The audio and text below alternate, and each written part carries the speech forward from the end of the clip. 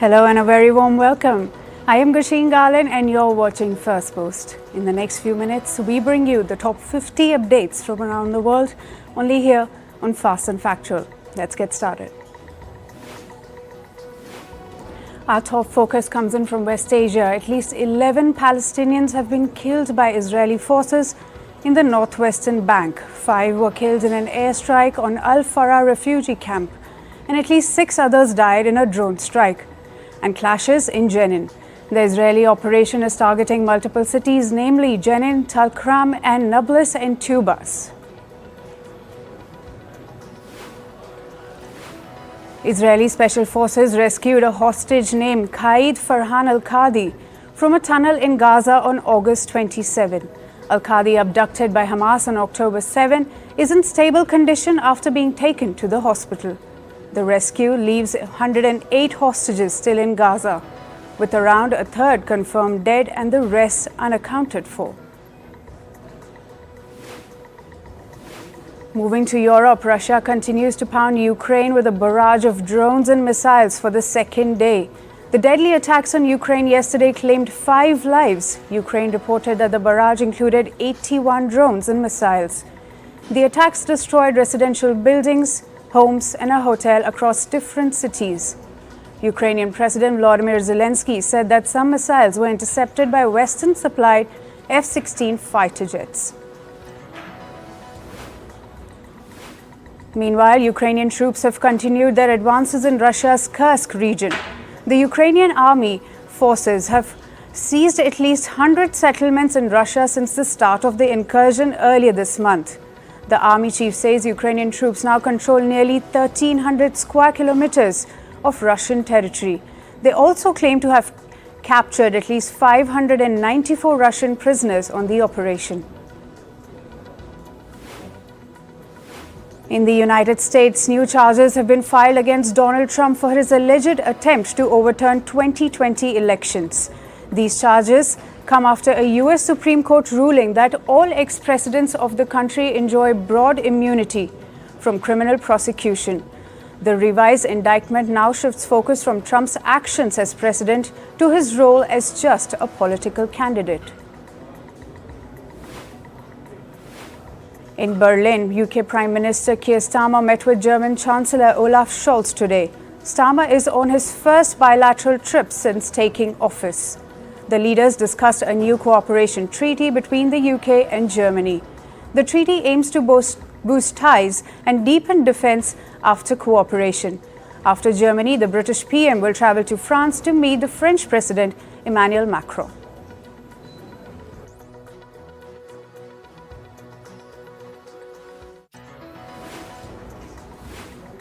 Moving to the Korean Peninsula, North Korea tested its multiple rocket launch systems today. The test was observed by the country's leader, Kim Jong-un. North leader state media released photos of the test, showing Kim alongside military officials. The test coincides with annual military exercises by South Korea and the United States. Hundreds of student graduates are protesting a new Canadian federal policy, risking their deportation. The policy change affects over 70,000 international students, mostly from India. Students have been camping outside the Legislative Assembly in Prince Edward Island for over 3 months. Similar protests have occurred in Ontario, Manitoba, and British Columbia against reduced permanent residency nominations and student permits. In North America, Mexico has paused relations with the U.S. and Canadian embassies. President López Obrador announced on August 27 the freeze follows criticism from the embassies over a proposed judicial reform. The reform aims to elect judges, including Supreme Court justices, by a popular vote. Both the U.S. and Canadian officials have expressed concerns about potential impacts on investment and judicial independence. Mexico's Navy scored a major win, seizing nearly 7.2 tons of drugs on August 23. The thrilling high-speed boat chase near the city of Manzanillo was caught on camera. They found nearly 5.6 tons of what's likely cocaine in 3 motorboats. In a separate operation, another 1.6 tons of drugs were nabbed near Lazaro Cardenas.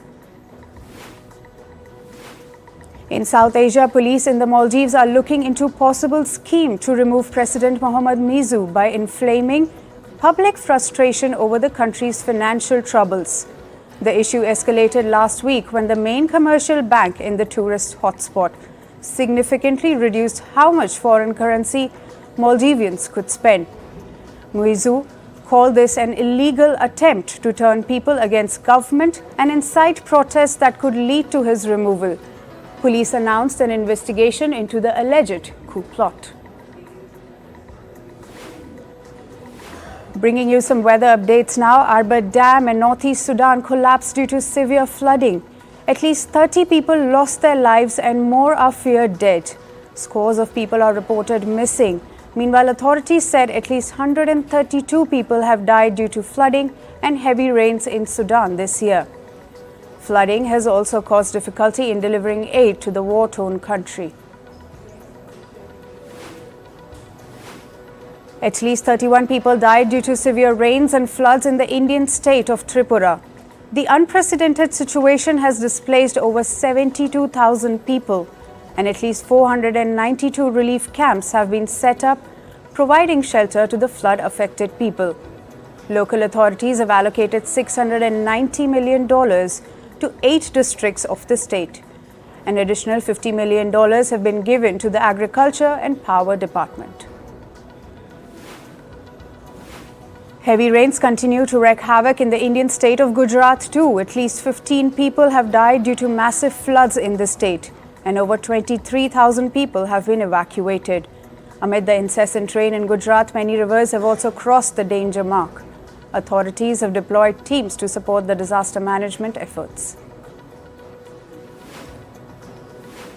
According to researchers from India's Fakir Mohan University, lightning strikes are killing nearly 1,900 people in a year in India. Researchers warned climate change has led to an alarming rise in lightning strikes. Lightning caused over 100,000 deaths between 1967 and 2020. And there has been a significant rise from 2010 to 2020. An extremely strong typhoon, Shanshan, is nearing Kyushu Island of Japan. The authorities warned of heavy rains and violent storms in the region. 3 members of a family were reported missing following a landslide. Heavy downpour also swept away mud houses. Shanshan is expected to hit Kyushu Island by Thursday. Multiple domestic and international flights have also been cancelled. Local authorities have also suspended their bullet train services.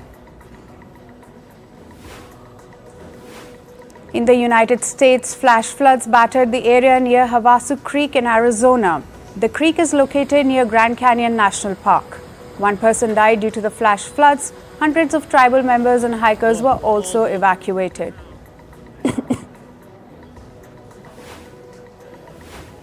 A massive wildfire broke out in the Croatian city of Zaranovaca.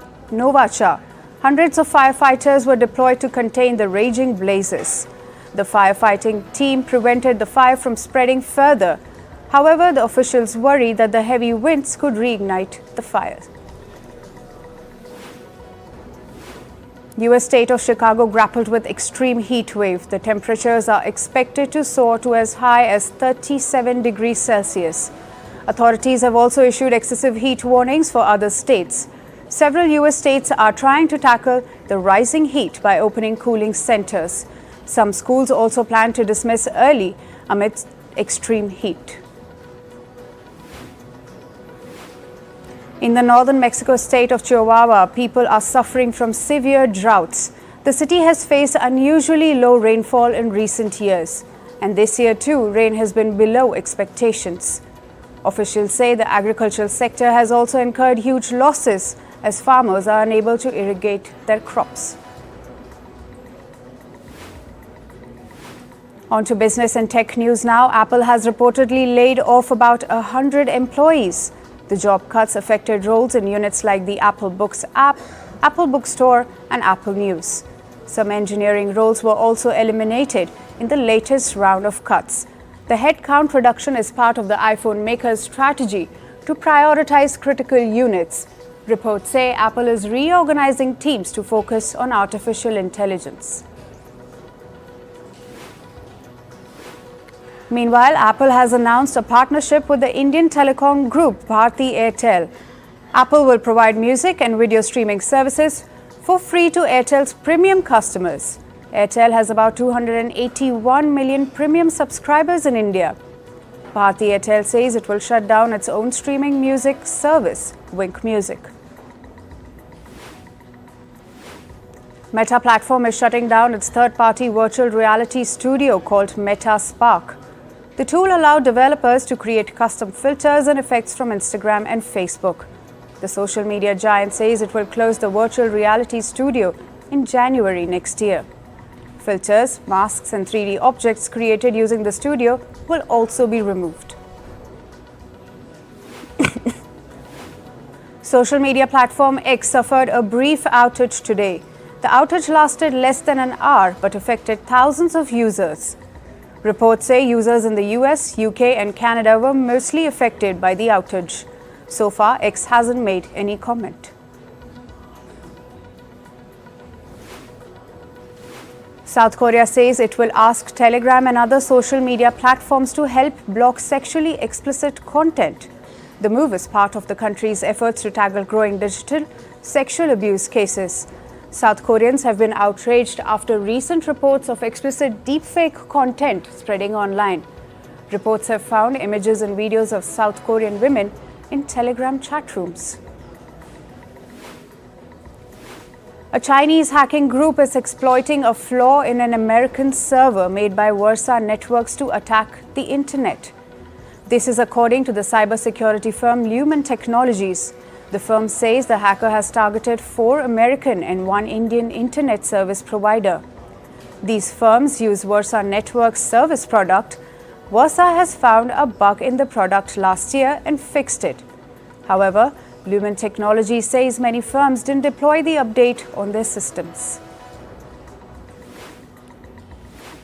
South Korean battery maker Samsung SDI has partnered with American automaker General Motors. The firms will build a joint electric vehicle battery plant in the US state of Indiana. Samsung and General Motors will jointly invest about $3.5 billion in the plant. It is expected to start operations in the year 2026. The world's largest cryptocurrency, Bitcoin, fell sharply yesterday. Bitcoin's value declined by over 6% to reach the $58,777 mark. The cryptocurrency declined after rising sharply last week. Bitcoin has soared after the US Federal Reserve Chair Jerome Powell suggested that it was time to cut the interest rates.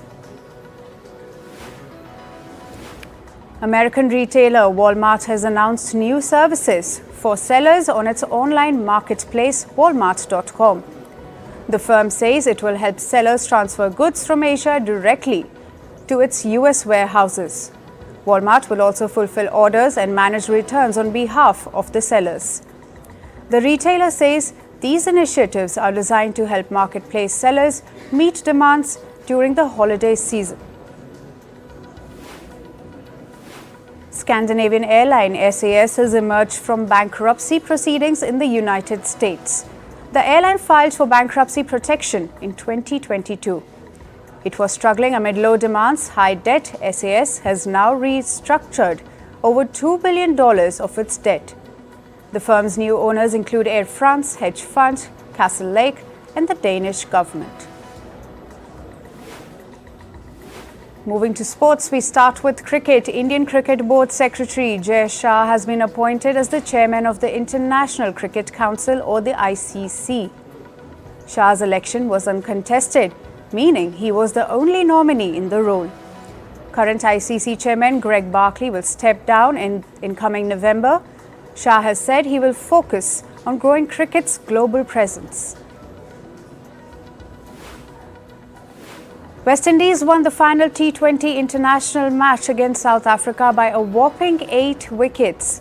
The match was interrupted by rain and the target was revised to 116 runs under the Duckworth Lewis method. Shai Hoped scored an unbeaten 42 and Nicholas Pooran added 35 of 13 balls for West Indies. They reached the target with ease with 22 balls to spare. With the win, West Indies have completed a 3-0 series sweep. Indian Premier League franchise Lucknow Super Giants will appoint Zaheer Khan as their new mentor. The move marks his return to the competition after a 2-year absence. The former Indian bowler has previously played for Mumbai Indians, Royal Challengers Bengaluru and Delhi Daredevils. At LSG, Khan is likely to be involved in responsibilities like scouting and player development. In football, 27-year-old Uruguayan footballer Juan Izquierdo has passed away. He had collapsed mid-match a week ago in Brazil's Sao Paulo state. Club Nacional expressed profound grief over the player's death. He began his career in 2018. Manchester United have agreed to sign midfielder Manuel Ugarte from Paris Saint-Germain for an initial $55.5 million.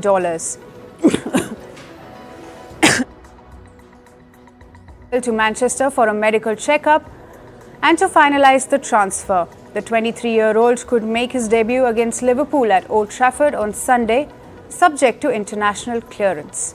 Ugarte has made 22 appearances for Uruguay.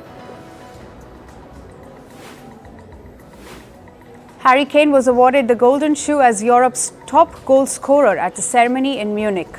He scored 36 goals in the Bundesliga last season. Topping all European leagues, Kane is the third Bayern Munich player to win the Golden Shoe, following Good Malu and Robert Lewandowski. In tennis, men's world number 2 Jannik Sinner advanced to the second round of the US Open. The top seed Italian lost the first set, but then staged a comeback to defeat American Mackenzie McDonald 2-6, 6-2, 6-1, 6-2. Sinner will face Alex Mitchell-Sen of the US in round 2. Men's world number 3 Carlos Alcaraz of Spain has also advanced to the US Open second round. Alcaraz played a marathon 4-set match against Australian qualifier Lee 2. The Spaniard overcame a second set wobble to seal the match 6-2, 4-6, 6-3, 6-1. The high-octane clash lasted 2 hours and 42 minutes. Over in the women's draw at the US Open, Japan's Naomi Osaka broke down into tears after securing her first US Open win since 2021. She defeated Latvia's Jelena Ostapenko in the opening round of the 2024 US Open. The victory marked Osaka's first top 10 win at a Grand Slam in 4 years. The match lasted 62 minutes. Osaka next faces Czech tennis player Karolina Machova. The French city of Paris is all set to host the 2024 Paralympics. Nearly 4,400 para-athletes will take part in the opening ceremony.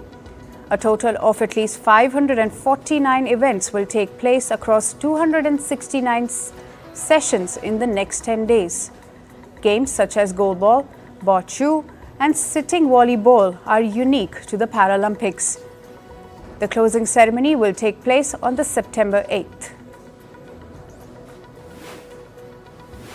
Moving to the world of showbiz, the makers of Superman, the Christopher Reeve story, released the documentary film's first trailer. The documentary is about Christopher Reeve and his life. The actor is seen talking about his equestrian competition accident, which left him paralyzed from the neck down. The film was earlier screened at the Sundance Festival in January. It will release on the 21st of September. According to reports, the sequel to It Ends With Us won't become a reality. The film, which is based on a book, already has a sequel, but due to a rumored feud between the lead actors Blake Lively and Justin Baldoni, the plans are up in the air. According to reports, there's probably no world where Lively and Baldwin will work together ever again. According to reports, the popular series Yellowstone might get a 6th season. The makers had earlier announced that the 5th season will be its last.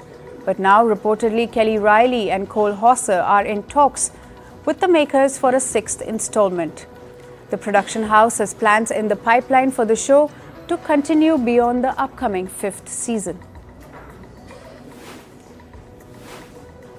Indian filmmaker Reema Das's film Village Rockstars 2 has been selected for the 29th Busan International Film Festival. It will compete with 8 other international films in the competition section category. The first installment of this film was also India's official entry to the Academy Awards in 2019. The Busan International Film Festival begins on the 13th of September in South Korea. Singer Joe Jonas has put an end to all the speculations that suggested that his upcoming album is about his former wife, Sophie Turner. He said in an interview that he is not trying to come for anyone. Jonas says he has a beautiful life with 2 children and he's happy. His album, Music for People Who Believe in Love, will release on the 18th of October. American rapper and musician Lizzo has hinted at releasing a new album. She took to Instagram and shared with her fans that she will write an album about what she has done for her mental and emotional health.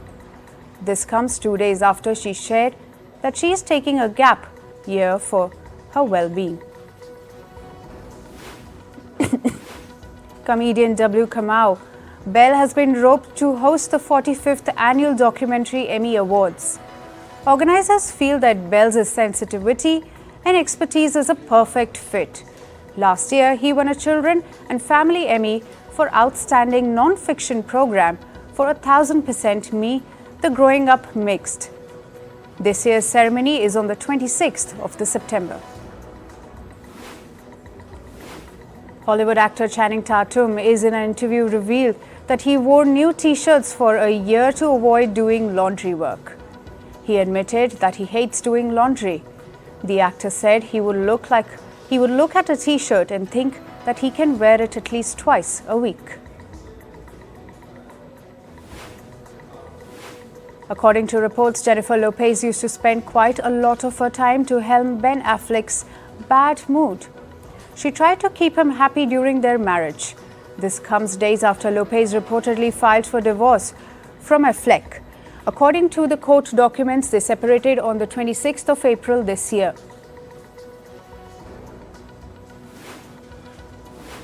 And lastly, writer Roberto Orci, who has written projects like Star Trek and Transformers, has been accused of beating and sexually assaulting his wife.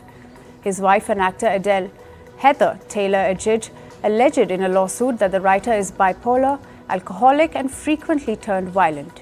She also alleged that he would drag her around the house and beat her.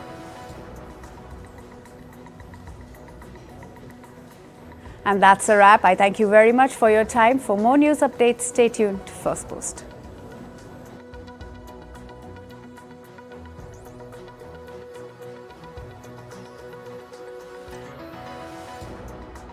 We're going to defeat Kamala Harris. We're going to win back the White House in a historic landslide. I don't think he's fit to be president. He lives in his own world. I'm better looking than she is. It's not that he consciously lies, because to lie, you have to know the difference between what's true and what's false. He just says what he wants to be.